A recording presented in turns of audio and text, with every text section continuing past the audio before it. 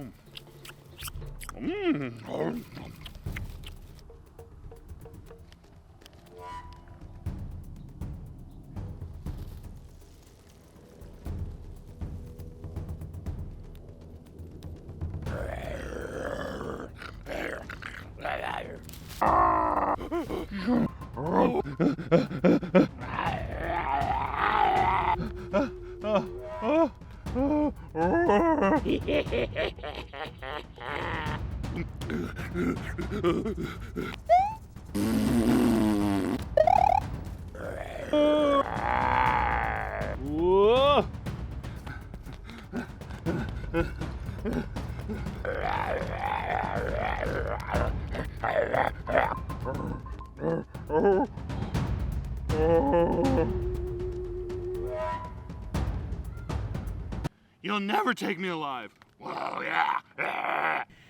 Hi, are you Jake from Pulp Mortem? Huh? Well, I'm an intern sent from YouTube, and we were just wondering why there wasn't a review video last week. Well, since clearly you're here working on a sketch or a cold open or some one of your silly videos for Dinovember, I'll go ahead and leave you be. What's Dinovember? Hello, everybody. Jake here. And before you all start saying things like, wait a second, you said you were going to review Cryptozoic. I was going to review it, and I had started reading it. I was like 60 pages in, and I'm like, I swear I've just heard about this. Somebody was just talking about this. And it turns out that Deb, the omnivorous reader, literally just reviewed this. Now, when I go to review a book, I won't, I'll do a quick cursory check for all my friends and other YouTube channels that see if anybody else has reviewed it before I do. That way there's no overlap or whatever. But this one slipped through the cracks because in the UK and Australia, Cryptozoic is titled An Age. What a stupid name. But if you want to hear about that book, go listen to Deb. She talks about it. Go on. Go. Go!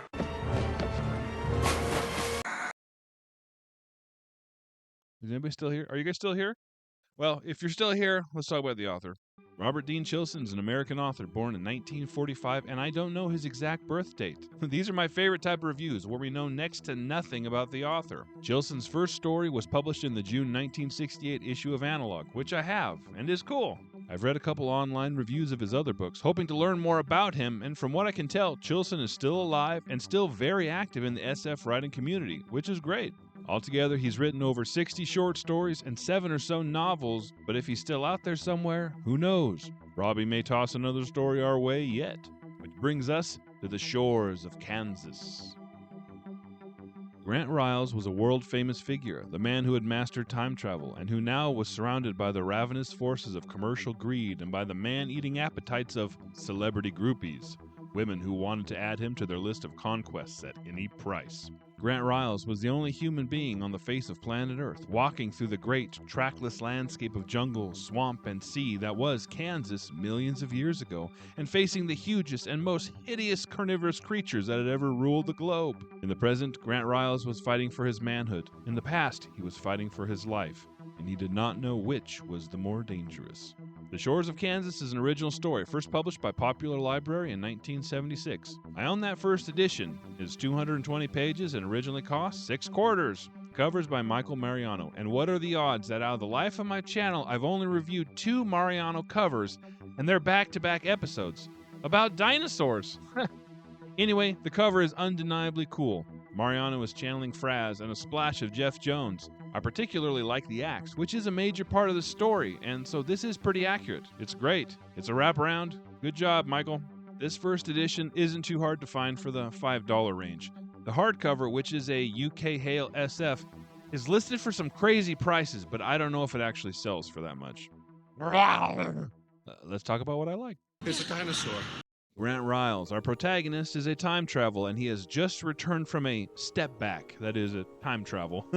And he has a pack full of dinosaur eggs, samples, pictures, film, journals, and other priceless scientific treasures.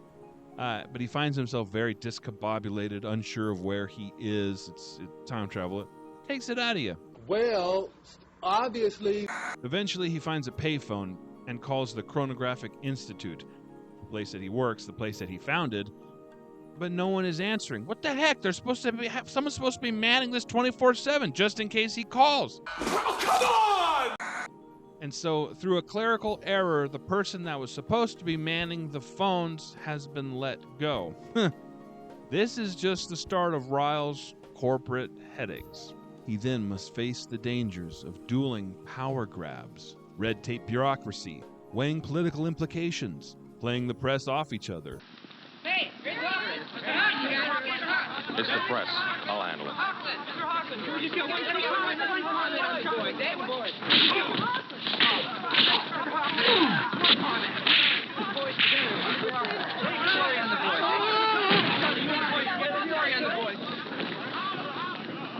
That's how you handle the press. Getting the parking lot repainted and the steady, board-approved, slipping grasp of the corporation he founded. Not exactly what you thought you'd be getting into in picking up this book? Me neither. This is not a rollicking, Lost Worlds-esque time adventure. This is a drama. But that being said, I really enjoyed the story. Riles does have some interactions with dinosaurs in the past, and one time he is fighting for his life, but that's it. That's the action. I think for the reader and for myself, if I knew that this was a drama, it really would help with the story. But that being said, I still enjoyed it. It's a dinosaur. The time travel here is actually really interesting. It's simple, but very interesting. Riles begins to feel discontent. He begins to sleep poorly. He begins to slip into a depression. That's how he knows that he'll be able to step back soon. I wonder if I'm a time traveler.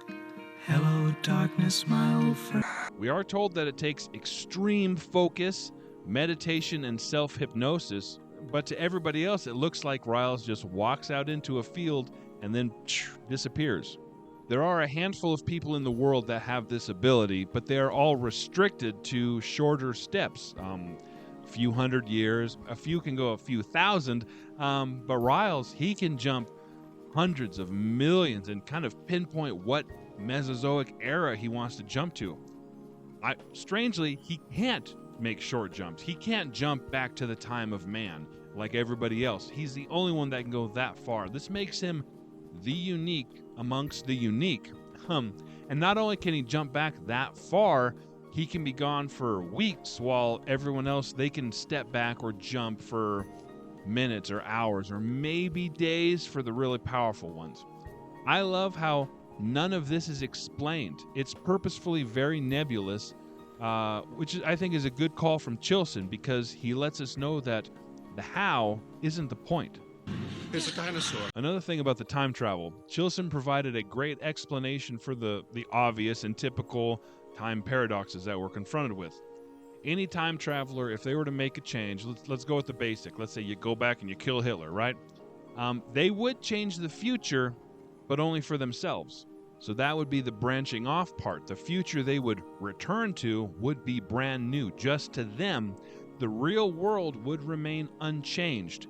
And all that would happen to the time traveler is that they would never reappear, which happens. So Riles is hyper aware of his footprint, both literally and figuratively.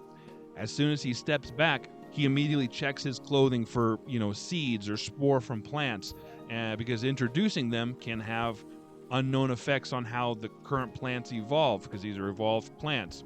He immediately burns those up. He doesn't bring a gun because there's the slim chance that a bullet can be lodged into the skull of a dinosaur or something, and then that dinosaur dies, becomes fossilized, and is eventually discovered, and then the whole theory of evolution is out the window. It could change everything. As small as it is, as slight as it is, it could change anything. Like he wears no plastic. He's very meticulous about it. That's why he's holding an axe here in the beginning. That's his weapon. He's got a bow and an axe. As unlikely as time contamination may be 160 million years ago, Riles he's anal about it, every little thing. And this starts to mess with his mind every time he returns to the present.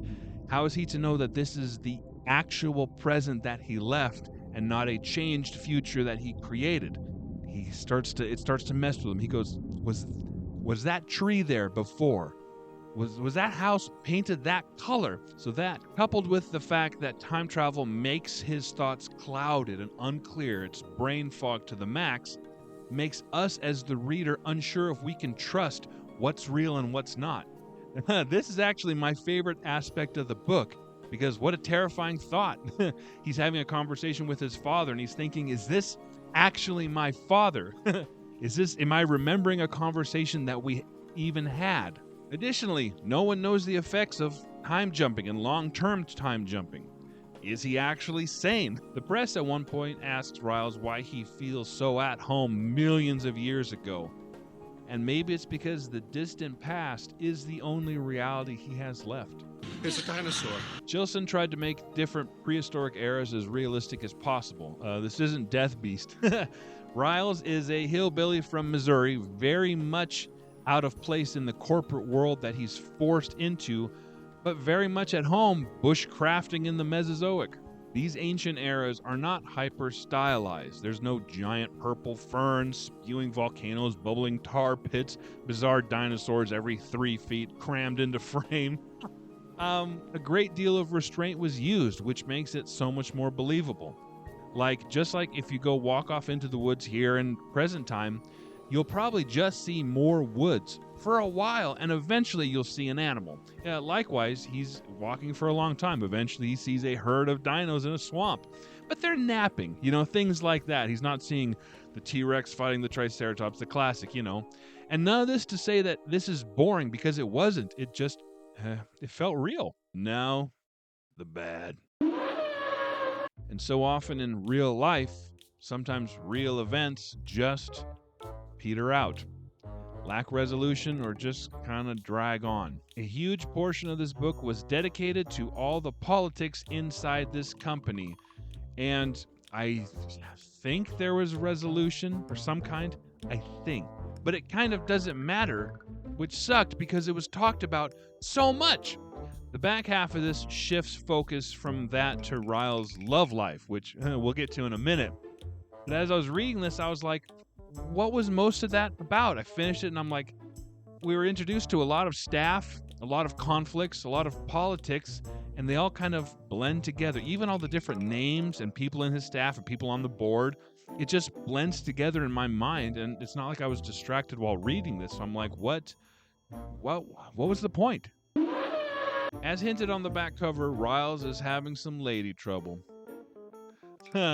He's the celebrity on Earth, the most popular man on Earth, and every woman on Earth wants to bang him. But it doesn't seem like he likes women at all.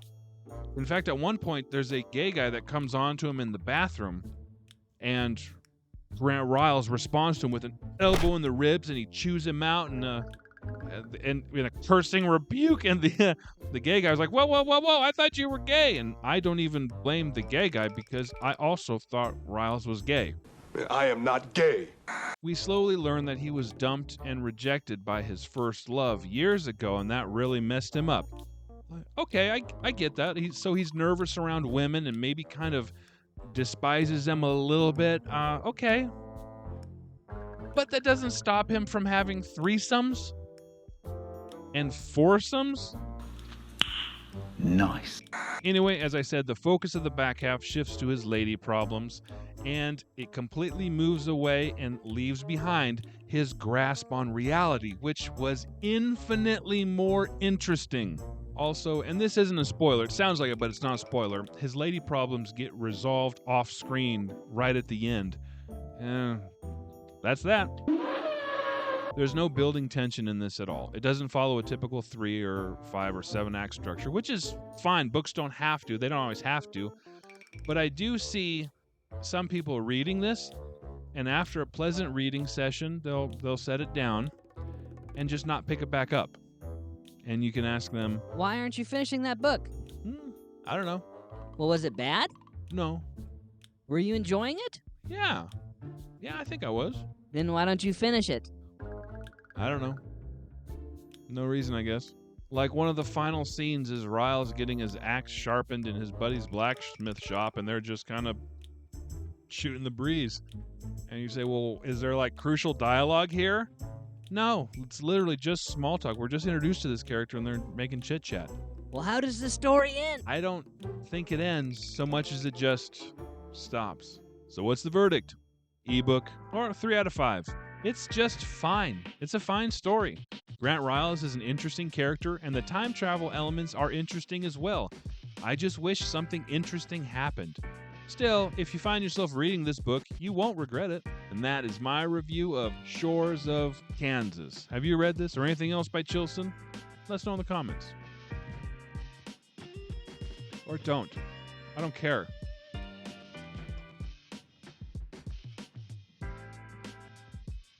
Sorry. As always, thanks for watching. I will see you all next time with The Purple Armchair. What the hell is even that?